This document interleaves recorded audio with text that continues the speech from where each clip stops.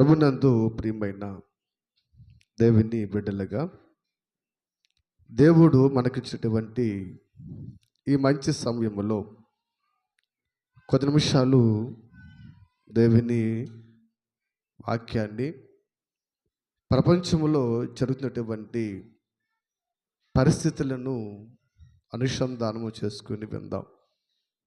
ఎందుకంటే లోకములో జరుగుతున్నటువంటి వస్తున్నటువంటి ఈ విపత్తులతో ఈ పరిస్థితులతో మనకెందుకు అని మనం అనుకోకూడదు.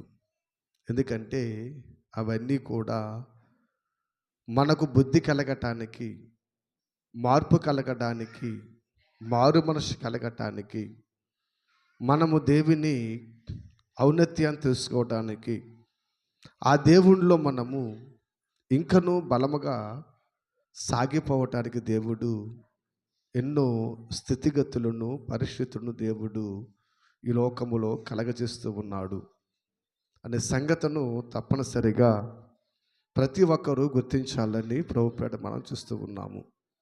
ఎందుకంటే ఇశ్రాయేలు ఐగుప్తులో ఉన్నప్పుడు, ఫరో బానిసత్వంలో ఉన్నప్పుడు మరి ఎంతో భయంకరమైన వెట్టి పనులు వాళ్ళ చేత చేయించాడు. దేవుడు తలుసుకుంటే ఐగుప్తు నుంచి, ఫరో నుంచి ఒక్క క్షణములో ఇశ్రాయేలు ప్రజలను బయటకు తీసుకురాగలడు. ఆ బలమనికి లేదా, ఒక్క నిమిషంలో తీసుకురాగలడు. కానీ 430 సంవత్సరాలు ఎందుకు బానిసత్వంలో ఉంచేశాడు? ఆలోచన చేయండి. భయంకరమైన పరిస్థితి ఎందుకు కలగజేస్తాడంటే ఇశ్రాయేలు ప్రజలలో మార్పు రావాలి. ఏ మార్పు రావాలి? దేవుడంటే తెలియాలి, దేవుని ఔన్నత్యం గుర్తించాలని కదా. అలాగే ఫరో కూడా దేవుడు హెచ్చరిక చేస్తూ ఎన్ని అక్కడ మరి వ్యాధులు రప్పించాడండి. ఎన్ని క్రియలు చేశాడైనా? 10 తెగుళ్ళు. 10 తెగుళ్ళు ఫరోకు అవసరమా? 10 తెగులు ఫరోకు అవసరమా? ఒక్క తెగులు సరిపోద్ది. కానీ ఎందుకు తెలుసండి, ఈ 10 తెగుల్లో అయినా ఫరో మారతాడేమని దేవుడు చూశాడు. దేవుడు ఏది చేసినా, ఏది రప్పించినా, ఏవి జరుగుతున్నా అవి లోకముగా ఆలోచించకూడదు. ఆత్మీయతలోకి వెళ్ళి జ్ఞానాన్ని, పరిశుద్ధ గ్రంథాన్ని ఆధారంగా మనం ఆలోచిస్తే అవి మనకు అర్థమవుతాయి.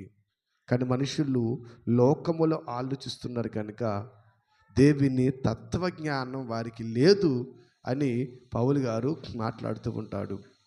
ప్రభునందు ప్రియమైన దేవుని బిడ్డలుగా మనందరూ తెలుసు, గత 3 సంవత్సరాల క్రితం ఒక భయంకరమైన వ్యాధి, కరోనా వ్యాధి ప్రపంచాన్ని అతలాకుతలము చేసేసిందండి. దేశాన్ని కాదు, ఖండాన్ని కాదు, ప్రాంతాన్ని కాదు, ప్రపంచాన్ని అతలాకుతలము చేసేసింది. ఆ వ్యాధి దెబ్బకు గొప్ప గొప్ప దేశాలే చిన్న భిన్నమైపోయినవి. ఆర్థిక వ్యవస్థలు పాడైపోయినవండి. లక్షల కోట్ల మంది చనిపోయారు. ఆ లోటు ఇప్పుడు కూడా మరి భర్తీ చేయలేక ప్రపంచంలో జనాభా తగ్గిపోయి దేశాలు మీకు ఎంతమంది పిల్లలు కావాలితే అంతమంది పిల్లలను కనండి అని దేశాలే భరోసా ఇస్తున్నాయి. అంటే వీటన్నిటి బట్టి మనం ఆలోచన చేయండి. కరోనా ఇటు ఆర్థికంగాను, మానసికంగాను, ఇటు మనుష్య వృద్ధి రీతిగాను అన్ని విధాల ఈ ప్రపంచాన్ని కృంగతీసేసింది. ప్రభునందు ప్రియమైన దేవుని బిడ్డలుగా కరోనా మనుష్యులను ఎంత భయపెట్టిందంటే ఆ భయము కొందరిలో ఇవాళ కూడా పోలేదండి కదా. ఎందుకు ఇవన్నీ రావడానికి, ఇవన్నీ జరగడానికి కారణాలు మనం ఆలోచన చేయాలి. ఎందుకంటే ఈ సమస్త సృష్టి దేవునిది, సమస్తం ఆయనది. ఆయన సృష్టిలో ఆయన బిడ్డలుగా మనం బ్రతుకుచున్నప్పుడు దేవుడు ఇశ్రాయేలుకు ఒక మాట ఇచ్చాడు. ఏమన్నాడు? ఇశ్రాయేలు కాపాడువాడు కునుకడు, నిద్రపోడు. మరి కునుకడు నిద్రపోడు కాపాడును అనే దేవుడు మరి ఎందుకు ఈ సృష్టిలో ఈ మానవ వాడి మీద ఎంత భయంకరమైన స్థితి కొనసాగిస్తున్నాడు అనే సంగతి మనము జ్ఞాపకం చేసుకోవాలి. ప్రభునందు ప్రియమైన దేవుని బిడ్డలుగా ఆలోచన చేయండి. ఏంటి ఇంకో విషయం తెలుసా? ఏంటి? వ్యాధి ఏదైనా సరే కదా, కరోనా వ్యాధి కానివ్వండి, స్వైన్ ఫ్లూ వ్యాధి కానివ్వండి, ఎయిడ్స్ వ్యాధి కానివ్వండి, ఇలా కొన్ని వ్యాధులు ఉన్నాయి. ఇప్పుడు వచ్చింది వ్యాధి తెలుసు కదా, HMPV అంటే ఏంటంటమ్మా? HMPV అంటే ఏంటమ్మా? Human made in fume virus అంటండి ఇది దాని పేరు. ఇవన్నీ ఎక్కడ పుడుతున్నాయి? ఇవి పుట్టుటకు కారణం ఏంటి? అసలు ఇవన్నీ ఎక్కడి నుంచి వస్తున్నాయి అని మన ఆలోచన చేస్తామనుకోండి, ఇక విచిత్రమైన ఏం తెలుసండి, ఈ స్వైన్ ఫ్లూ కానీ, ఈ కరోనా కానీ, ఈ డెంగ్యూ కానీ, ఈ మలేరియా కానీ అండి, లేకపోతే ఇది ఇప్పుడు వచ్చింది HMPV వ్యాధి కానివ్వండి, రాబోతున్న వైరస్లు కానివ్వండి, ఇంతకుముందు వెళ్ళిపోయిన ప్లేగు వ్యాధి కానివ్వండి, ఇవన్నీ ఎక్కడ పుడుతున్నాయి అనుకున్నారు? అవి ఎక్కడ పుడుతున్నాయి? చైనాలో అంటారా? మనకి అదే గుర్తొస్తుంది. ఎందుకంటే మన దృష్టిలో ఎప్పుడు పగవాడు మిసులుతాడు. చైనాకు మనకు పడదు కదా, చైనాకు ఇండియాకి పడదు. ఏ చిన్నది వచ్చినా ఆడే, మనం తుమ్మినాడే, మన దొగ్గునాడే, మన పిత్తి వచ్చినాడే, మనం పడిపోయినాడే, ఎవడైనా చైనా చైనా చైనా అంతే కదండి. మనకు కూడా లోకల్లో చూడండి, ఎవడైతే మనకు విరోధంగా ఉంటాడో వాడు ఏది చేసినా తప్పే. ఇష్టంగా ఉన్న వాళ్ళు ఏది చేసినా రైటే. వాడు తప్పు చేసినా రైటే, వాడు అబద్ధమాన రైటే, వాడు మోసాలు చేసినా రైటే. కానీ ఇష్టం లేని వాడు రైట్ చేసినా తప్పు. ఎందుకంటే మన దృష్టి కోణంలోపు, మనం చూసే విధానం తోపు. కాబట్టి ఏది వచ్చినా మనం ఏం చేస్తున్నాం? చైనా వైపు చూస్తున్నాం. ఏది వచ్చినా ఇదిగో చైనా వాడి నుంచి వచ్చేస్తున్నా అంటున్నారు. ఏది వచ్చినా చైనా నుంచా? కాదు. ఎక్కడి నుంచి వస్తున్నారు అనుకున్నారు? మనుషుల నుంచి అంటారా? కాదు. చైనా నుంచి కాదు, మనుషుల నుంచి కాదు. మరి అంతరిక్షంలో నుంచి అంటారా? అంతరిక్షంలోంచి కూడా కాదు, జంతువుల నుంచి వస్తుందంటండి. ఎక్కడి నుంచి అమ్మా? జంతువుల్లో నుంచి వస్తుందంట. స్వైన్ ఫ్లూ మనకు తెలుసు, చికాగో ఇటలీ ఆ ప్రాంతానికి కుదిపేసినప్పుడు ఎక్కడి నుంచి పుట్టింది అది? పందిలో నుంచి పుట్టింది కదా. ఎక్కడికి వద్దు. ఇప్పుడు మన హైదరాబాద్లో వచ్చి చాలామంది చచ్చిపోయేది ప్లేగు బాధ. ఎక్కడి నుంచి వచ్చింది అది? ఎక్కడి నుంచి వచ్చింది? విషయ శాఖల నుంచి అంటారా? ఎలుకల్లో నుంచి వచ్చింది కదా. ఇలాగా మొన్న వచ్చిన కరోనా అది ఎక్కడి నుంచి వచ్చింది? గబ్బిలంలోంచి వచ్చింది, జంతువుల నుంచి వచ్చింది అన్నారు కదా. మళ్ళీ ఇప్పుడు వచ్చింది ఈ HMPV ఇది ఎక్కడి నుంచి వస్తుందంట? ఇది కూడా జంతువుల్లో నుంచే, గబ్బిలల్లో నుంచే వస్తుందంట. ఇదేంటండి అసలే? ఇన్ని రావడానికి జంతువులు ఏం తప్పు చేసినవి? దుర్మార్గుడు మనిషి, పాపి మనిషి, దుష్టుడు మనిషి 10 సార్లు నుంచోబెట్టి కాల్ చేసిన తప్పు తీర్చేటువంటి తప్పులు చేసేవాడు మనిషి కదా. మరి జంతువులు ఏం పాపం చేస్తున్నాయి? జంతువులు మనలాగా అబద్ధం ఆడవు, జంతువులు మనలాగా మోసం చేయవు, జంతువులు మనలాగా అపత్రమైనవి కావు. అవి పరిశుద్ధమైనవి. కానీ జంతువుల నుంచి ఎందుకు వస్తున్నాయి? అప్పుడు ఆలోచన చేస్తాం మనం, అవి మనకెందుకు వస్తాయి కదా. బర్డ్ ఫ్లూ ఎక్కడి నుంచి వచ్చింది? ఎక్కడి నుంచి వచ్చిందమ్మా? ఇది కూడా తెలీదా? అంటే మన మెమరీ పవర్ ఎంత ఎలా ఉందో ఇదే తెలియకపోతే మన శుక్రవారం చెప్పిన వాక్యం కూడా ఇవాళ మీకు జ్ఞాపకం ఉండదు. ఏదో తెగ చెప్పేస్తున్నాం, ఇద్దరు గడపడి ఇక్కడ ఎరగ తీసేస్తున్నాం. మీ హృదయాల్లో ముంచేసి, మీ బుర్రలు నింపేసి ఆ పరలోకం తీసుకుపోవాలని ఎరగదీ చెప్పేస్తున్నాం. కానీ ఎలాగున్నాయండి ఇవి? ఖాళీగా ఉన్నాయి. ఖాళీ లేవులే, ఉండవలసి ఉంటాయి. ఇదంటే ఉండదు కానీ ఉండవలసి ఉంటాయి. ఏమ్మా, బర్డ్ ఫ్లూ ఎక్కడ వచ్చింది? కోళ్ళ నుంచి వచ్చింది కదా. కోళ్ళ నుంచి వచ్చింది. కోడి మాంసం తినొద్దు, వ్యాధి చాలా భయంకరము కదా. ఒకప్పుడు కోడికి 10 రూపాయలకి అమ్మేశారు. కోడిని 10 రూపాయలకి, 5 కేజీల కోడి అయినా 3 కేజీల కోడి అయినా కోడి 10 రూపాయలు చేసి అమ్మేశారు. అయినా తినేవారు కాదు. అవి తీసుకెళ్ళి ఎక్కడ కప్పెట్టేవారమ్మా?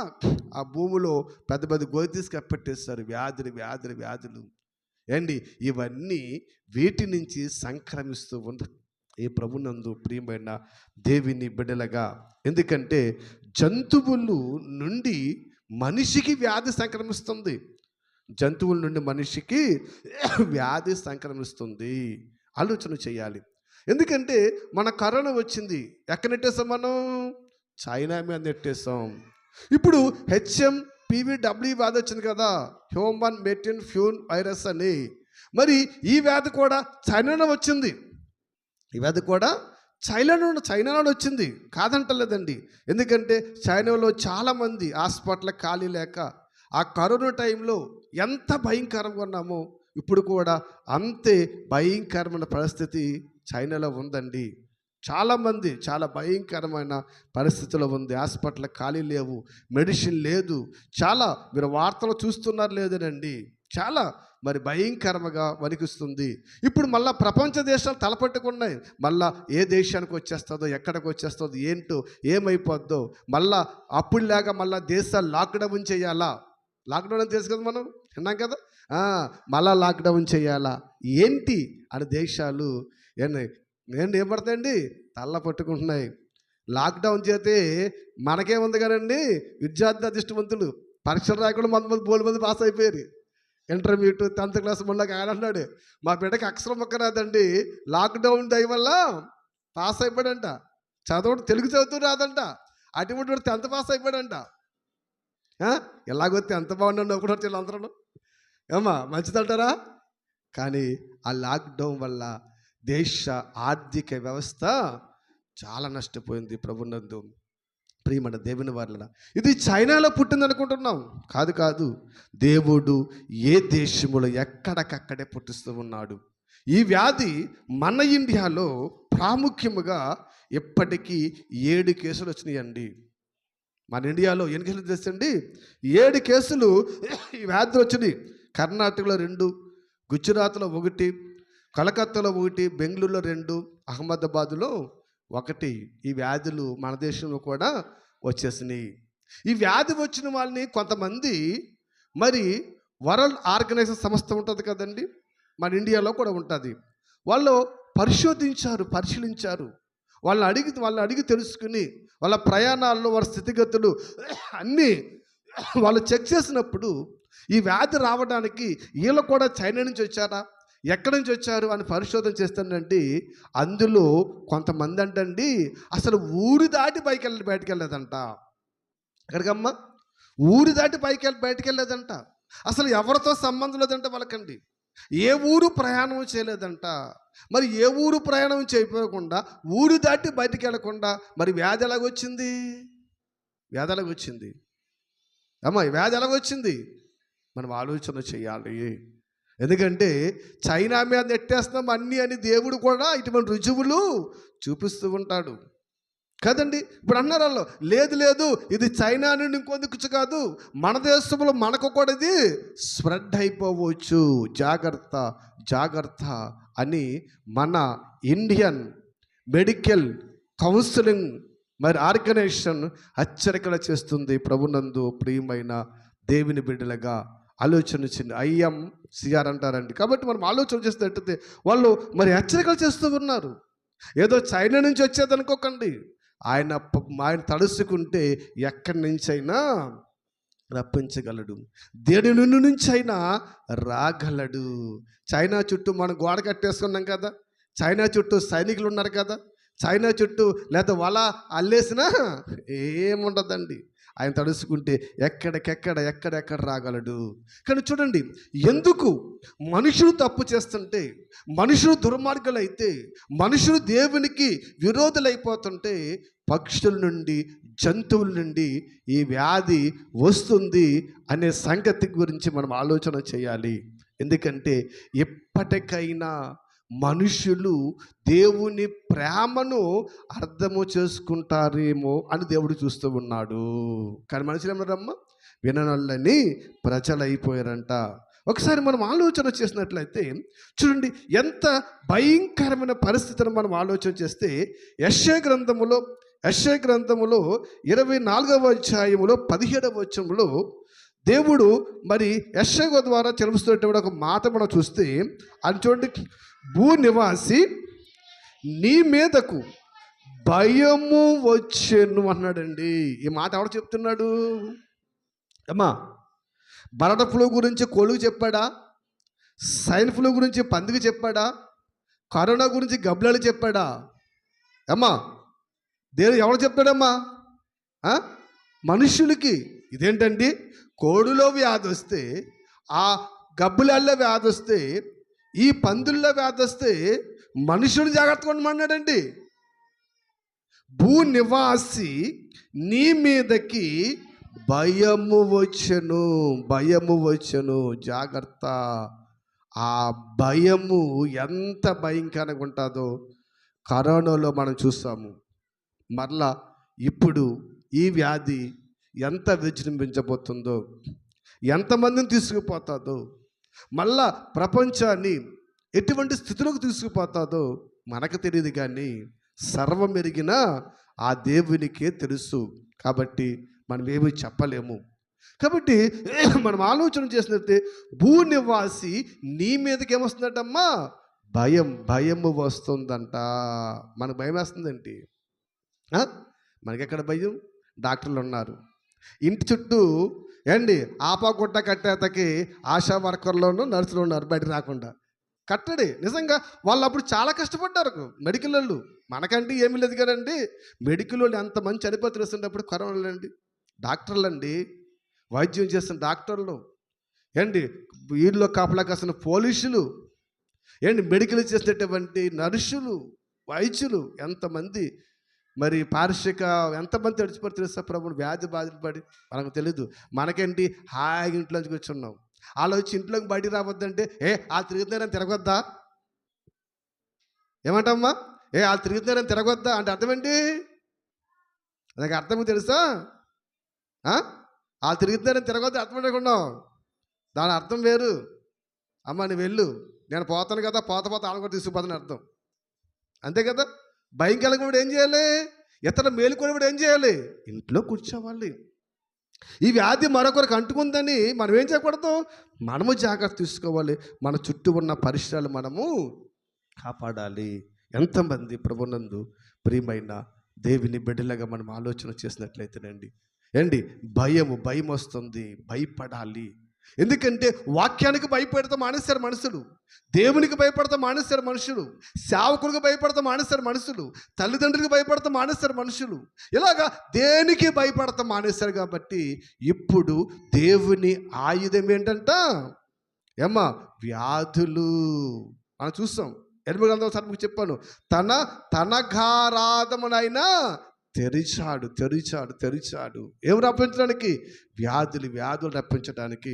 కాబట్టి భూనివాసి నీ మీదకే వస్తాడమ్మా, భయము వస్తుంది, జాగ్రత్త పడు అని ఆయన చెబుతున్నాడు. చూడండి ఒకసారి మనం ఆలోచన చేసినట్లయితే ఆదికాండము 3వ అధ్యాయములో దేవుడు ఆదాము అవ్వల గురించి చెప్పినటువంటి ఒక మాట మనం చూద్దాం. 17వ వచనము చూడండి. ఇక్కడ మనకు అందరికీ తెలుసు. ఎందుకంటే మరి ఏదైనా వనములో దేవుడు ఆదాము అవ్వను సృష్టించినప్పుడు దేవుడు ఏం చెప్పాడు? ఆదాముతోనూ, ఆదాము అవ్వ మీరు ఆ చెట్టు పండు తినవద్దు అని చెప్పాడు కదా. ఆ చెట్టు పండు తినవద్దు అన్నప్పుడు ఏం చేశారు? అవ్వెళ్ళి పళ్ళు తెచ్చి ఆదాముకి ఇచ్చింది. ఇద్దరు కూడా పళ్ళు తినేసిన పరిస్థితి. అటువంటి సందర్భంలో దేవుడు మాట్లాడుతూ చూడండి, ఆయన ఆదాముతో నీవు నీ భార్య మాట విని తినవద్దని నేను నీకు ఆజ్ఞాపించిన వృక్ష ఫలములన్నిటినీ తింటివి కనుక నీ నిమిత్తము నేల శపింపబడి ఉన్నది. అండ్ ఇక్కడ మీరు బాగా ఆలోచన చేయండి. దేవుడు ఆదాముతో అంటున్నాడు, ఆదాము, నేను తినవద్దన్న పండు నువ్వు తిన్నావు కదా, నీవు నా మాట వినలేదు. ఎవరి మాట విన్నావు? నీ భార్య మాట విన్నావు. ఇదిగో కాబట్టి నీ నిమిత్తము ఏమి శపింపబడిందమ్మా? నేల. ఏంటి తప్పు? ఆదాము చేస్తే నేలను శపించడం ఏంటి? తప్పు ఆదాము చేస్తే నేలను శపించడం ఏంటి? తప్పులు మనము చేస్తే జంతువుల్లో నుంచి వ్యాధులు రావడం ఏంటి? అర్థమవుతుందా వాక్యము? తప్పు ఆదాము చేస్తే నేల శపించడం ఏంటి? తప్పులు మనము చేస్తే జంతువుల నుంచి వ్యాధి రావడం ఏంటి తెలుసా?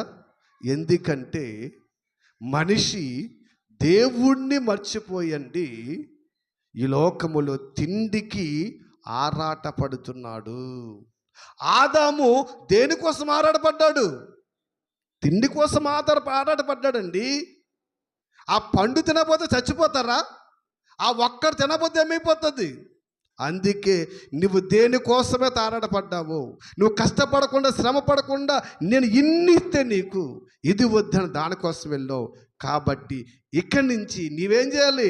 కష్టపడి బ్రతుకని నేలను శపించాడు. మనుషులు కూడా తిండి కోసం ఏమి తింటున్నారో భయం లేదండి. తినని జంతువు లేదు, పక్షి లేదు, జీవరాశి లేవు, ప్రతి దానిని తింటున్నారు. అందుకే దేవుడు జంతువులలో పెట్టాడు ఏంటి? వ్యాధులు. ఎందుకెట్టాడు? తిండి తగ్గించాలి. మరి తగ్గిందా? ఎక్కడ తగ్గుతుంది? కోళ్ళలో వస్తే మేకలు ఉన్నాయి, మేకలు వస్తే గొర్రెలు ఉన్నాయి, గొర్రెలు వస్తే గేదెలు ఉన్నాయి, గేదెలు పోతే ఏ బోళ్ళు, రొయ్యలు, పీతలు కదా, లేకపోతే బోవలు ఉన్నాయి. చూసారా? చూడండి, దేవుడు మనిషిలో ఎటువంటి స్థితులు కలగజేస్తున్నాడు. చూడండి, ఆదాము ఎవరి మాట విన్నారు? దేవుడి మాట వినలేదు. ఎవరి మాట విన్నాడమ్మా? భార్య మాట విని దేవునికి విరోధముగా చేసినప్పుడు దేవుడు ఆదామును బట్టి నేలను శపించాడు. ఆదామును బట్టి నేల శపించాడు. ఈవేళ కూడా మొగుళ్ళు ఏంటి భార్యల మాట వినాలి. టౌన్లో చాదిక్కు చూడండి, భార్య మాట వినకపోతే ఏమీ లేదు. అమ్మ అన్నం వండవా? ఎందుకులేండి, ఇల్లు పొట్లం తెచ్చేయండి. ఎందుకులేండి, ఓ పొట్లం తెచ్చేయండి, గ్యాస్ అయిపోద్ది, వండే ఓపిక లేదు, ఇద్దరమే కదా, ఒక్కలమే కదా, వెళ్ళండి ఓ పొట్లం తెచ్చేయండి కదా. రోడ్డు మీదకి వెళ్తున్నావు, తెచ్చుకుంటున్నావు, అందులో ఏం వేస్తాడు? ఏమీ లేదు. ఏమైపోతుంది తింటే? ఆవేళ ఆదాము మాట నవ్వ తప్పు చేశాడు. ఈవేళ భార్య మాట్లాడిన భర్త కూడా ఏం చేస్తున్నారు? రోడ్ల మీద పడి తిని అలవాటు చేసుకుని అందరికి అలవాటు చేశారండి. అందరికి అలవాటు చేస్తారు. ఒకప్పుడు రెస్టారెంట్లు అంటే సిటీల్లో ఉండి ఎక్కడెక్కడో పాపం వాళ్ళు ఉద్యోగం చేసుకుని లేట్ అయిపోతే వండుకోలేక తినడానికి ఇవాళ పల్లెటూర్లు వచ్చేసినాయి. ఏం పల్లెటూర్లు? ఏజెన్సీ ప్రాంతంలోనే అమ్మేస్తున్నారు. అక్కడ ఏమీ లేని కాంతగడ. చూసారా? ప్రభునందు ప్రియమైన దేవుని బిడ్డలుగా మనుషులు తిండికి ఆరాటపడుతున్నారండి. అందుకే దేవుడు ఇన్ని వైరస్లు ఎక్కడ పెట్టాడు? తిండిలో పెట్టాడండి. తిండిలో పెట్టాడు. అందుకే వైద్యులు చెప్తున్నారు, మీరు జాగ్రత్త, మంచి తినాలి, మంచి ఫుడ్ తినాలి, అలా తినాలి, ఇలా తినాలని దేవుడు ఎన్ని విధాలుగా చెప్తున్నాడో చూడండి. ప్రభునందు ప్రియమైన దేవుని బిడ్డలుగా మనం ఆలోచన చేసినట్లయితే ఇక్కడ మరి ఆదాము తప్పు చేసినందుకు నేల శపింపబడింది కదా. ఎందుకంటే ఆదాము కష్టము తెలియాలి. అలాగే మనము చేసిన తప్పులకు, మనము చేసిన పొరపాట్లకు దేవుడు ఎక్కడ పెడతాడమ్మా?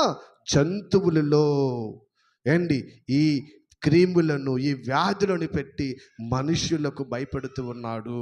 అయినా మనుషులు ఎటువంటి భయంకరమైన పరిస్థితుల్లోకి వెళ్ళిపోతున్నారని మనకు తెలుసు. ఎందుకంటే వ్యాధి వచ్చిన 4 రోజులు అయ్యో అమ్మో అది ఇది అనుకుంటాం తప్ప తగ్గిపోయాక మరలా ఏమీ లేనటువంటి పరిస్థితులకు మనుషులు వెళ్ళిపోతున్నారు. ప్రభునందు ప్రియమైన దేవుని బిడలగా. ఎందుకంటే దేవుడి గురించి మనకు తెలుసు. ఎందుకంటే మోయాబుల గురించి చాలాసార్లు మనం విన్నాం. మోయాబుల గురించి చాలాసార్లు మనం విన్నాం. ఎందుకంటే అంతా చెప్పగలదు. దగ్గర ఒక మాటలు చెప్తాను. యెరెమీయా గ్రంథం 48వ అధ్యాయము 48వ అధ్యాయము ఒకసారి 22వ వచనం చూద్దాం. ఎందుకంటే చూడండి, ఇక్కడ మోయాబుల మీదకి భయంకరమైన పరిస్థితి వచ్చింది. ఇందాక చదివాం కదా, రండి ఓ నివాసి భయపడమన్నాడు కదండి. ఈ మోయాబుల మీదకి భయంకరమైన పరిస్థితి ఎందుకు వచ్చిందంట? మోయాబు 42వ వచనం, యెర్మీయా గ్రంథము 48:42. మోయాబు యెహోవా కంటే గొప్పవాడినని అతిశయపడగా అది జనము కాకుండా నిర్మూలమాయను. చూడండి, ఇక్కడ మోయాబు మీదకి ప్రమాదం వచ్చింది. మోయాబు మీదకి భయంకరమైన పరిస్థితులు వస్తున్నాయి. ఎందుకు వస్తున్నాయంట? ఎందుకు వస్తున్నాయంటమ్మా? ఏమ్మా? యెహోవా కంటే నేనే గొప్పవాడిని అంటే దేవునికి మనుషులు భయపడలేదు, దేవునికి మనుషులు లోపట్టలేదండి. దేవుని పట్ల మనుషులు విధేయుతులుగా లేరు ప్రభునందు ప్రియమైన దేవుని బిడ్డలుగా. అదిగో చూడండి, మోయాబు యెహోవా కంటే గొప్పవాడినని అతిశయపడగా అంటున్నాడండి. చూడండి 43 చూడండి, మోయాబు నివాసి భయమును గుంటయు ఉరియు నీ మీదకి వచ్చి ఉన్నది.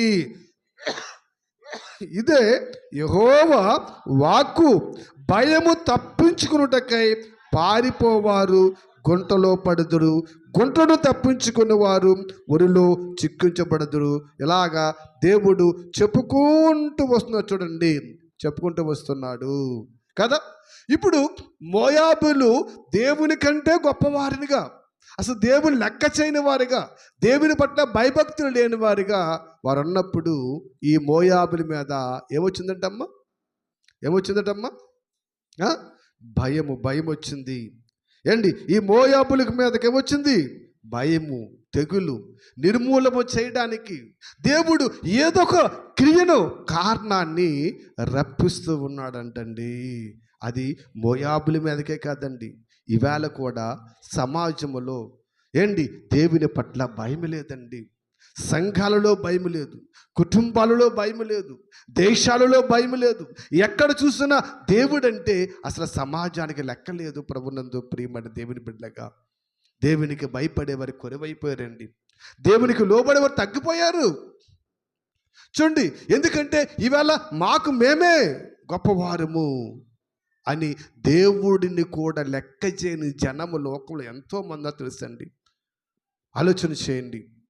దేవుని బిడ్డలుగా మనం ఆలోచన చేసినట్లయితే చూడండి, ఏమని? ఓ మోయాబు నివాసి భయము గుంట నీకు ఉంది అన్నాడు. చూడండి, చాలా జాగ్రత్తగా దేవుని పట్ల మనం భయభక్తులు కలిగి, విధేయత కలిగి, ఆయన వాక్యానుసారముగా, ఆయన చిత్తానుసారముగా బ్రతకకపోతేనండి ఇటువంటి వ్యాధులు రాబో దినాల్లో ఎన్నో విజృంభించుకు వస్తాయి అని శాస్త్రవేత్తలు చెబుతూ ఉన్నారు కదండి.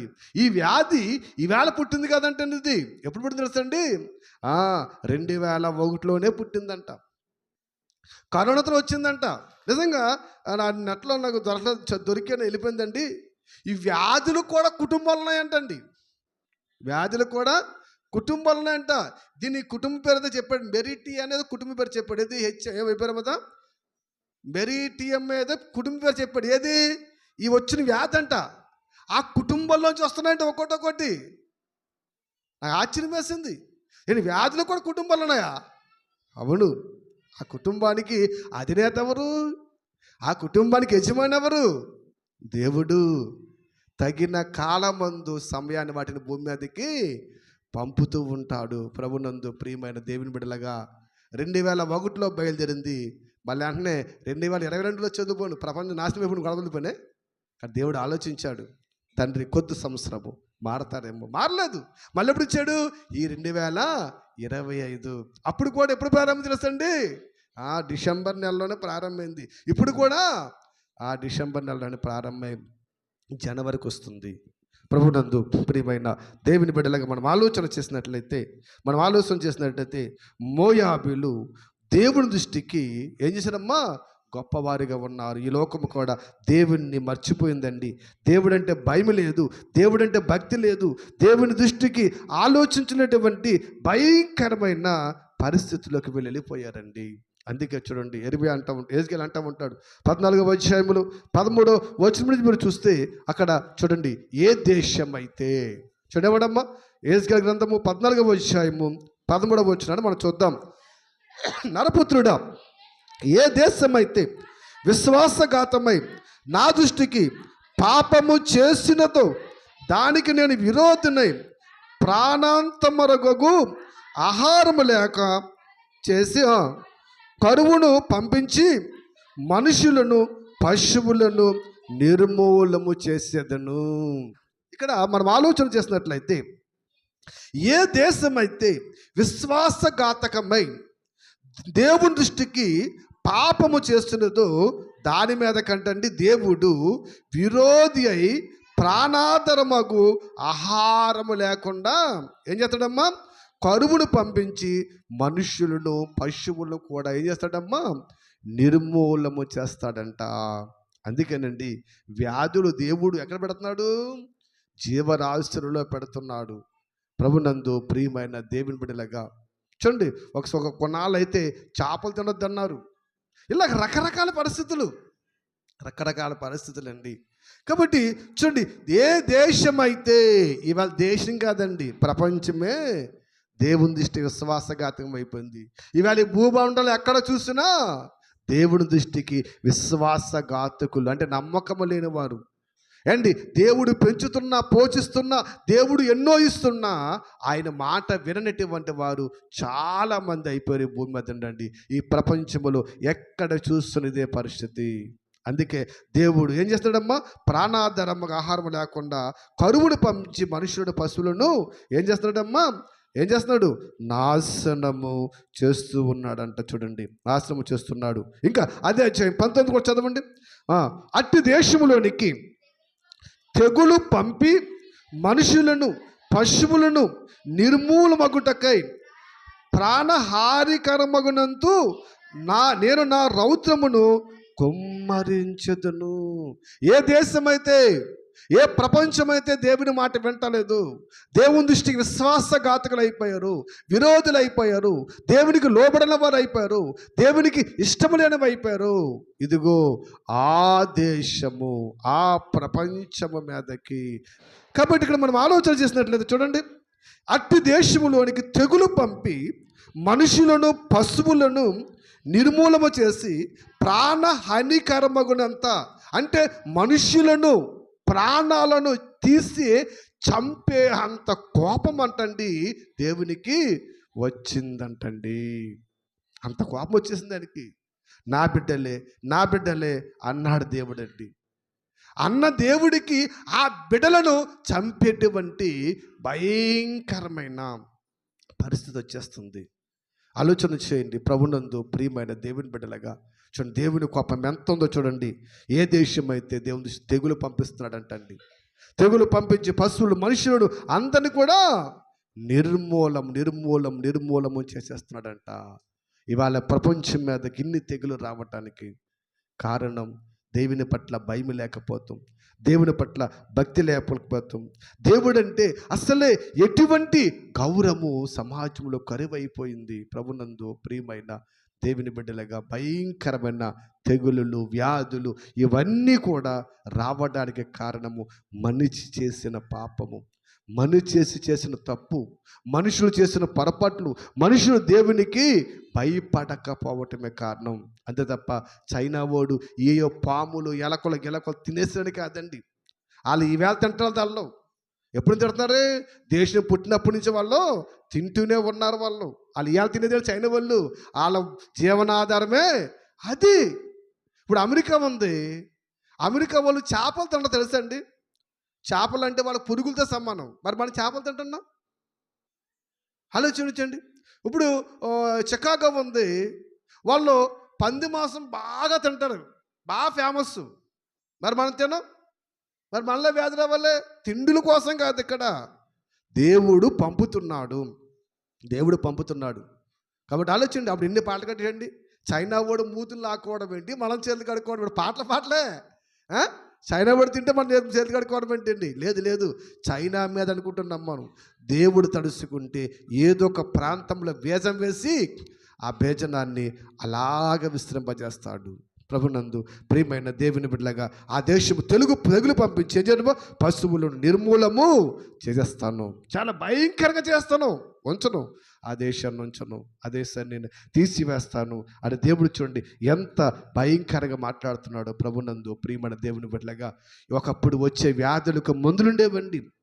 ఒకప్పుడు వచ్చే వ్యాధులు మందులతో మనుషులు బాగుపడేవారండి. కానీ ఇప్పుడు ఈ వ్యాధులకు మందులు లేవని తల్ల పట్టుకుంటున్నారు. తెలుసు కదా, కరోనా టీకా కనిపెట్టినప్పటికే చాలామంది పోయారు. ఇప్పుడు కూడా చైనాలో చాలా భయంకరం అండి. ఈ వ్యాధి కూడా ఎవరు వస్తుంది తెలుసండి, ఎక్కువ చిన్నపిల్లల్లోనూ వృద్ధుల్లోనూ వస్తుందంట. చిన్నపిల్లల్లోనూ ముసలోళ్ళు ఈ వ్యాధి వస్తుందంట. ఆలోచించండి. మళ్ళా సైన్స్ మళ్ళీ శాస్త్రవాదులు ఇంకో మాట చెప్పారండి, కరోనా లేక టీకా వేసుకుంటే వెళ్ళిపోద్ది అనుకోకండి. ఇది ఎన్నిసార్లు అయినా మనకు రావచ్చంటండి. ఈ వ్యాధి ఎన్నిసార్లు అయినా రావచ్చంట. మందు లేదు, నివారణ ఒకటే. ఏంటంటే నివారణ? ఇంట్లో కూర్చున్నామంటారా? కాదు, దేవుని పట్ల భయము, దేవుని పట్ల భక్తి, దేవుని పట్ల ప్రేమను మనం సంపాదించుకోవాలండి. ఎందుకంటే వ్యాధితోనే పర్లేదు, పాపముతో పోతే ప్రమాదము. ఇవన్నిటినీ ఆపగలవాడు ఆయన. ఇవన్నీ ఆయన ధనాగారంలో ఉన్నవి. ఎక్కడేమ్మా? ఆయన ధనాగారంలో ఉన్నవి. ఏ కాలములో ఏది రావాలో, ఎప్పుడు ఏ వ్యాధి సంభవించాలో అప్పుడు ఒక్కో దాన్ని ఆయన ఇప్పుకుంటూ వస్తున్నాడు. అందుకే యెరెమీయా గ్రంథం 30వ అధ్యాయంలో మనకు తెలుసు, 30వ అధ్యాయంలో 12వ వచనం చూస్తే, 12వ నుండి అందరూ తీసుకోండి. యెరెమీయా గ్రంథము 30:12. యెహోవా ఇలాగూ సెలవిచ్చుచున్నాడు, నీ వ్యాధి ఘోరమైనది, నీ గాయములు బాధాకరమైనది, నీ పాపములు విస్తరింపగా శత్రువు కొట్టినట్టు నీ గొప్ప దోషమును బట్టి నేను కఠినమైన శిక్ష చేసి నిన్ను గాయపరుచుచున్నాను అన్నాడు. చూడండి, ఇక్కడ మీరు బాగా ఆలోచన చేసినట్లయితే నీ వ్యాధి ఘోరమైనది, నీకు అయిన గాయము బాధాకరమైనది. అంటే కరోనా ఎంత బాధ విడిచింది ప్రపంచానికి. ఇవాళ కూడా చాలా కుటుంబాలు కుటుంబకి వెళ్ళిపోయిన బాధలోనే ఉన్నారు. ప్రభునందు వ్యాధి చాలా ఘోరమైనది, ఆ బాధ గాయము చాలా బాధాకరమైనది. ఎందుకు వస్తున్నాయి ఇవన్నీ? ఎందుకు వస్తుందంటే నీ పాపములు విస్తరించేసినవి. మీలో మార్పు లేదు, మీ బ్రతుకుల్లో మార్పు లేదు, మీ జీవితంలో మార్పు లేదు. ఎప్పుడు చూస్తున్నా మన బుర్రంతా చెడు ఆలోచనలే. ఒక్కసారైనా మంచిగా మనం ఆలోచిస్తున్నామా? దుష్ట ఆలోచనలు, దుర్మార్గపు ఆలోచనలు, చాలా భయంకరమైన ఆలోచనలు. ఆలోచన చేయండి. నీ పాపములు విస్తరింపగా శత్రువు కొట్టున్నట్టు నీ దోషమును బట్టి నేను మీకు శిక్ష వేశానయ్యా. మీరు మారతలేదు, మీ బ్రతుకులు మారతలేదు. అందుకే ఇదిగో శిక్షలు వస్తున్నాయి. ఏ శిక్ష అది? వ్యాధి అనే శిక్ష వస్తుంది. ఒకప్పుడైతే వ్యాధులు ఉండేవి కాదు, చిన్న చిన్న రోగాలతో ఉండేవారు. ఇప్పుడు వచ్చిన వ్యాధులు భయంకరమైన వ్యాధులు ప్రభునందు. అందుకే ఏమంటమ్మా కింద చూడండి, కాగా నీ పక్షమున వ్యాజ్యవాడు ఎవడను లేడు, నీ గాయమునకు చికిత్స తగినంత మందు నీకు లేదా? ఇక్కడ చూడండి, ఏమన్నమ్మా నీ పక్షమున వ్యాజ్యవాడు ఎవడు లేడు. ఎందుకంటే దేవదూతలన్నీ ఆయన సైన్యము. ఆయన మాట ఇస్తేనే ఇక్కడికి వస్తాయి, లేకపోతే రావు. కాబట్టి ఆలోచన చేయండి. వ్యాధి లేదని చెప్పి ఇక్కడ ఏమన్నాడమ్మా, గాయములకు చికిత్స చేయదగిన మందు నీకు లేదు, నేను ఇవ్వను. ఆయన తలుసుకుంటే వెంటనే మందు ఇవ్వగలడు. ఆలోచన చేయండి. చూడండి, దేవుడు తలుసుకుంటే ఎటువంటి వ్యాధినైనా ఇట్టే పోగొట్టేస్తాడు. అవునా కదా? అవును. ఎందుకంటే మరి ఐగుప్తులో వ్యాధులు తప్పించాడు. అక్కడ ఏముంది? ఏముందేసాడు మోషే గారు వెళ్ళి? ఏముందేసాడు? కర్ర పడేస్తే నీళ్ళు మారిపోయేవి. దేవుడు మా మోషే మాట అంటే కప్పలాగిపోయేవి, ఏగలాగిపోయే మాట వలన మోషే ఎల్లో అనగానే దేవుడు వెళ్ళిపోతే ఒక మాట అంటే ఆ దేశంలో ఉన్న మొత్తం తెగుళ్ళన్నీ పోయేవి. చూస్తారా? చికిత్స ఎవరివ్వాలి మనకి? దేవుడు ఇవ్వాలి. డాక్టర్లు సైంటిస్టులు మందులు అనుకుంటున్నారా? ఆలోచన చేయండి. నిజంగా నేను పేపర్లో చూసి చాలా ఆశ్చర్యపోయానండి. 8వ సంవత్సరం పాప 3వ తరగతి చదువుతుంది. 8వ సంవత్సరం 3వ తరగతి చదువుతుంది. స్కూల్లో కుర్చీలో కూర్చుని గుండాకి చచ్చిపోయిందండి. కుర్చీలో కూర్చుని గుండాకి చచ్చిపోయింది. 3వ సంవత్సరం 3వ తరగతి చదువుతున్న పాప 8 సంవత్సరాలు. ఏంటి ఆ పాపకు హార్ట్ ప్రాబ్లం ఏంటి? కనీసం హార్ట్లో ఓలున్న 10-15 సంవత్సరాలు దాకా పోతారంట. 8వ సంవత్సరం పాప 3వ తరగతి చదువుతున్న పాప కుర్చీలో కూర్చుంది. టీచర్ పాఠం చెప్తుంది. కూర్చున్న పాప ఇలా వాలిపోతే గవగా పట్టుకుని పరిగెత్తిన హాస్పిటల్ తీసి అప్పటికే చనిపోయింది అన్నారు. ఏంటి ఇటువంటి విన్నప్పుడు కూడా మనలో వణుకు రావట్లేదా? మనకు బైబుల్ రావట్లేదా? మనకెందుకు వస్తుందే, మన పాప కాదు కదా ఎక్కడో. చూడు 3వ తరగతి పాప. ఎవరి బ్రతుకు గ్యారంటీ లేదు, ఎవరి జీవితానికి భూమి మీద గ్యారంటీ లేదు. దేవుడు తలుసుకుంటే ఎప్పుడైనా ఎక్కడైనా మనం తీసుకుపోతాడు. ఇంకా పాప అదృష్టవంతురాలు. ఎక్కడ పోతుంది?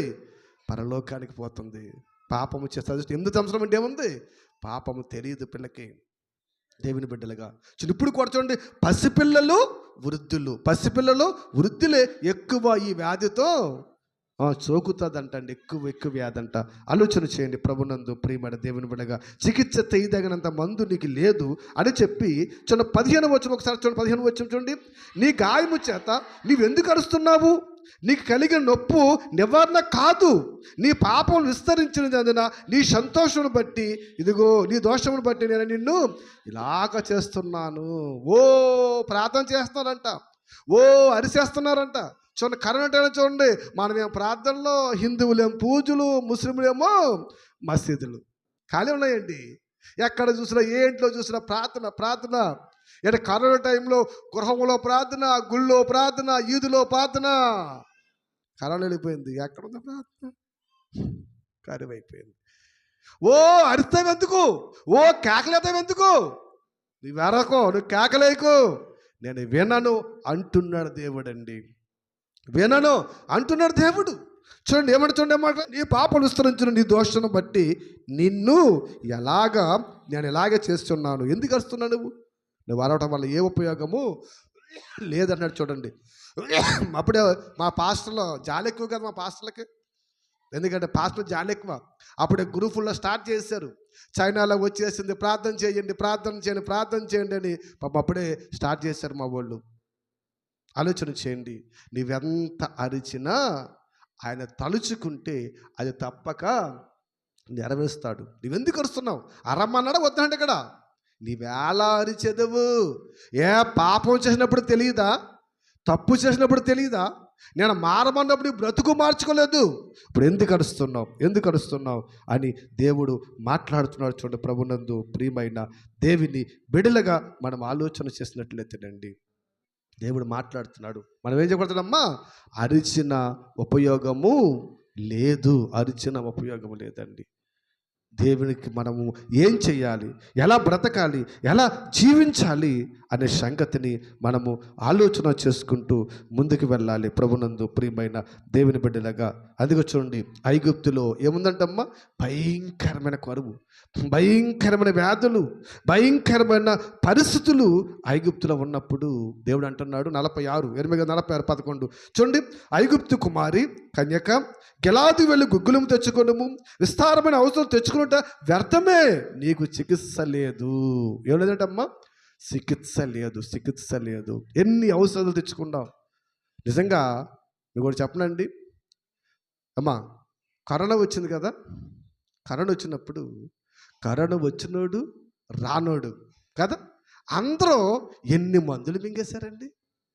రాకుండా మింగేశారు, వచ్చినోడు మింగేస్తాడు. వచ్చినోడు మింగితే తప్పలేదు, రాకుండా కూడా ఎంతమంది ఎన్ని మందులు మింగేస్తాండి. ఇప్పుడు ఆ మందులే కొంప ముంచుతున్నాయి అంటండి. ఏంటి? డ్రగ్స్, స్టైరాయిడ్స్ ఎక్కువ వాడేశారు కదా. ఇప్పుడు దానివల్ల మనుషులు అంటండి ఈ శక్తి దాన్ని స్టామినా ఏమైపోయిందంటమ్మా? తగ్గిపోయిందంట, బలహీన అయిపోయింది. అందుకనంటండి స్టైరాయిడ్స్ పెద్ద ఏంటి అవి వాడకూడదు. అవి కొన్ని సందర్భాల్లో వాడాలి. చూడండి, మీరు ఆపరేషన్ చేసినప్పుడు డాక్టర్ వేరే బిళ్ళ రాస్తాడు. ఆపరేషన్ అయిపోయిన వారం తర్వాత వేరే బిల్లు ఉంటాయి. మళ్ళీ నెలకి వేరే బిల్లు ఉంటాయి. బిల్లు ఎందుకు మారుతాడు? డాక్టర్ గారు మర్చిపోయినుకున్నారా అండి? అప్పుడు అవి వాడాలి, ఇప్పుడు ఇవి వాడాలి. తగ్గికోది దోషు తగ్గికి రావాలి. కానీ మనం చూడండి, కరోనా చూడండి, వచ్చినోడు రానోడు అందరూ గొట్టలుగా వాడేశారు. ఇప్పుడు ఆ వాడిన మందులు ఈవేళ మనుషులు కొంప మూస్తున్నాయంట. దేవునికి భయపడరు, రోగానికి భయపడి మందులు కొనుక్కుంటే పరిగెత్తారు. కానీ దేవుడు గుడికి పరిగెత్తుకెళ్ళి ప్రార్థన చేసిన వారు కరోనా ఉన్నారా? ఎక్కడ ఉండరు. అందుకే చూడండి, నీకు ఎన్ని అవసరాలు తెచ్చుకునే వ్యర్థమే, నీకు శిక్ష లేదు అన్నాడండి. లేదు లేదు లేదు అన్నాడు. చూడండి, ప్రభునందు ప్రియమైన దేవుని బిడ్డలుగా, ఇది గిలాదికి వెళ్ళి గుగ్గులం తెచ్చుకోవాలి, పెద్ద సబ్జెక్ట్ అది. గిలాది ఏంటి, గుగ్గులం ఏంటంటే అది వేరే, తర్వాత ఒకసారి మాట్లాడుకుందాం వీలుంటే. కాబట్టి ఇక్కడ మనం ఆలోచనండి, కరోనాలో తెచ్చుకున్న మందులు, ఆ వ్యాక్సిన్సే ఇవాళ మన ప్రాణాలు తీస్తున్నాయని, మనలను బలిగొంటున్నాయని చాలామంది వైద్యులు, మేధావులు చెబుతూ ఉన్నారు. కాబట్టి మనము భయపడవలసింది ఎవరికి? దేవునికి భయపడాలి, దేవుళ్ళ భయపడాలి, దేవుని కొరకు భయపడాలి, దేవుని ఉద్దేశాలలో మనం భయపడాలి. ప్రభునందు ప్రియమైన దేవుని బిడ్డలుగా ఆలోచన చేయండి. చూడండి, 7 కీర్తన గ్రంథములు 7 కీర్తనకారుడు ప్రార్థన చేస్తున్నాడు. 35వ అధ్యాయములు 35 చూడండి, 35:13 చూడండి. వారు వ్యాధితో ఉన్నప్పుడు గోనె పట్ట కట్టుకుంటుని, ఉపవాసము చేతుని, నా ప్రాణము ఏమమ్మా ఆయాసపరుచుకుంటుని, అయినను నా ప్రార్థన ఎందుకు వింటలేదు ప్రభు అంటున్నాడండి. వ్యాధితో ఉన్నప్పుడు ఏం చేయడంటమ్మా? ఏం చేయడంట? గోనె పట్ట కట్టుకొని ఉపవాసంతో ప్రార్థన చేస్తాడంట. తీసారా? కీర్తనలో 35:13 ఏంటి? గోనె పట్టకని ఉపవాసంతో ప్రార్థన చేస్తే ఎవరంటలేదంట? దేవుడు అంటలేదు. ఎందుకంటలేదు? వ్యాధి వచ్చిందని నీకు దేవుడు గుర్తుకొచ్చాడు. కానీ వ్యాధితో ఉన్నప్పుడు ప్రార్థన కంటే ప్రాముఖ్యమైనది, ప్రార్థన కంటే ఏంటి ప్రాముఖ్యమైనది మనం చేయాలి. దేవుడు ప్రార్థన చేస్తామని వ్యాధులు తప్పిస్తలేదండి, నువ్వు ప్రార్థన చేస్తామని రోగాలు రప్పిస్తలేదండి. ఇవన్నీ దేవుడు రప్పించడానికి కారణం ఏంటనుకున్నారు? ఏమ్మా, నీవు పాపము మానతావని. మనకు తెలుసు యోనా గ్రంథం. యోనా దేవుని దృష్టికి చెడ్డదైపోయింది. నినివే పట్టణం దేవుని దృష్టికి చెడ్డదైపోయింది, పాడైపోయింది. దాని పాపము ఘోరమైనది అయిపోయిందండి.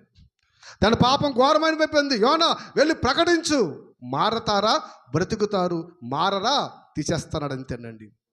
మారతారా బ్రతుకుతారు, మారరా తీసేస్తాను. యోనా వెళ్ళు, నీవే పట్టణానికి ప్రకటించు అన్నాడు. వెళ్ళాడు. యోనా సంగతి మన అందరూ తెలుసు.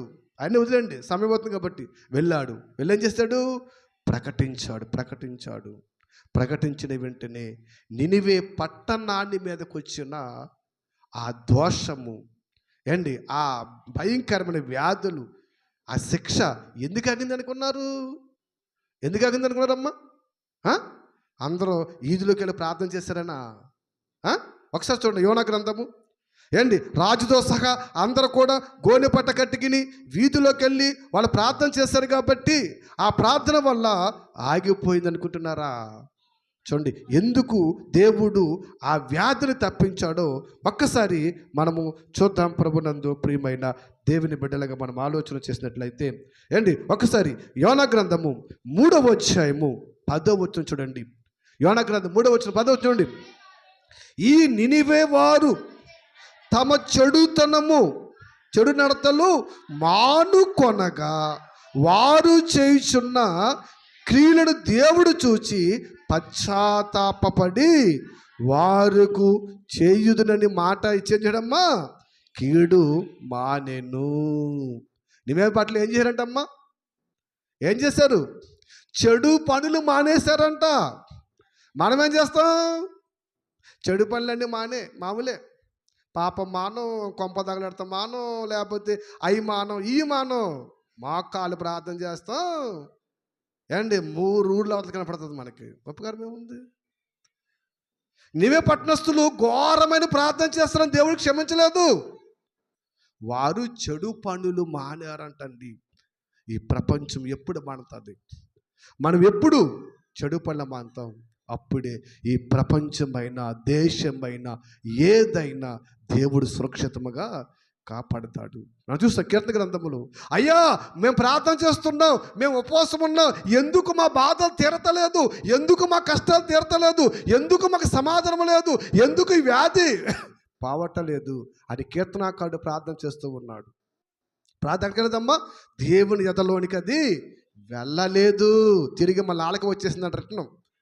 ఎందుకు వచ్చేసిందంటే ఇక నినివే పట్టణస్తులు ప్రార్థన దేవుడు ఎందుకు విని కీడును ఎందుకు తప్పించాడంటే వాళ్ళు చెడుతన పనులు మానేశారంటండి. మానేయాలి, పరిశుద్ధిగా బ్రతకడం నేర్చుకోవాలి, నీతిగా నడకడం నేర్చుకోవాలి, నిజాయితీగా బ్రతకడం నేర్చుకోవాలి. అప్పుడు దేవుడు నీ ప్రార్థన ఆలకిస్తాడు. అంతే తప్ప లోకంలో మన ఇష్టం వచ్చిన బ్రతికెత్తు, ఇష్టమైన తిరిగెత్తు ప్రభువా అంటే ఆయన ఏమంటాడు, నువ్వు ఇక్కడ మోకరించగానే అక్కడ తలుపు మూచేస్తాడే, ఇంకెళ్తా అక్కడికి. అది ఆ తలుపు మూచేస్తే ఇంకడికి వెళ్తుంది, మళ్ళీ వెనక్కి మనకు వస్తుంది. చూడండి, ఎవరైతే యథార్థముగా మాట్లాడుకుంటారో వారి వైపు అంటే ఆయన చెవులు వగ్గి ఉన్నాడంటండి. యథార్థవంతులు ప్రార్థన వైపు చెవులు వగ్గుతున్నాడంట. వీళ్ళు ఎప్పుడు చేస్తారు ప్రార్థన? ఒకసారి వినాలి, సమాధానం దయచేయాలండి. యథార్థవంతులు ప్రార్థన ఆలకిస్తున్నాడు. పాపులు మనవే వెంటనే తలుపేసేస్తున్నాడంట. వద్దు, వెనక్కి వెళ్ళిపో. చెడుతనం మానాలి. ఈ ప్రపంచంలో చెడు పోలేదు, భయంకరమైన పరిస్థితులు పోలేదు. ఇంకా మత విద్వేషాలు ఎన్ని పరిస్థితులండి, ఎన్ని పరిస్థితులు లోకంలో ఉన్నా చూస్తారా? మనిషిలో మంచితనం లేదు, మనిషిలో దుర్మార్గమే, అసూయ, ద్వేషాలు, కక్షలు, క్రోధములు చెప్పుకుంటూ పోతే గొట్టలుగా ఉన్నాయి. ప్రభునందు ప్రియమైన దేవుని బిడ్డలుగా చూడండి, నీ చెడుతనము మానినప్పుడే నీ ప్రార్థన నేను వింటాను. ఎందుకండి, నువ్వు పరిశుద్ధముగా ఉండాలి. పరిశుద్ధుల మనవి ఆయన ఆలకిస్తాడండి. మార్పు లేని జీవితాలు మనం ఆలకించడు ఆయన.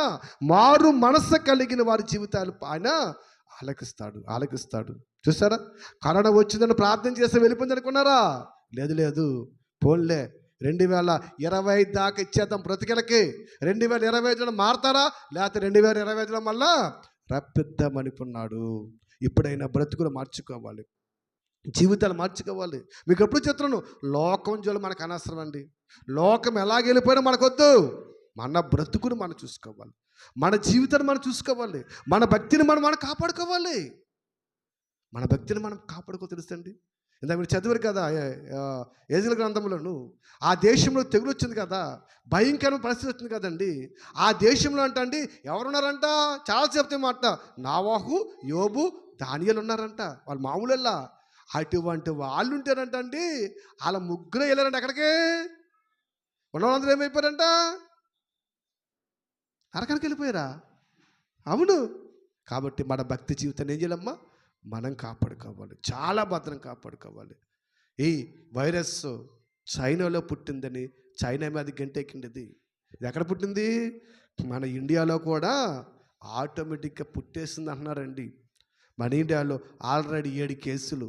అహ్మదాబాద్కు చెందిన వారు ఆ పిల్లవాడికి చికిత్స అందిస్తున్నారు. 8 సంవత్సరాల కుర్రాడు 8 సంవత్సరాల పిల్లల కుర్రాడిని ఓ గదిలో పెట్టేసి మరి అక్కడ పెట్టేసి వారు అందిస్తున్నారండి. కరోనా టైంలో పిల్లలు లేదు కానీ అందరూ పెద్దవాళ్ళకు ఉండేది.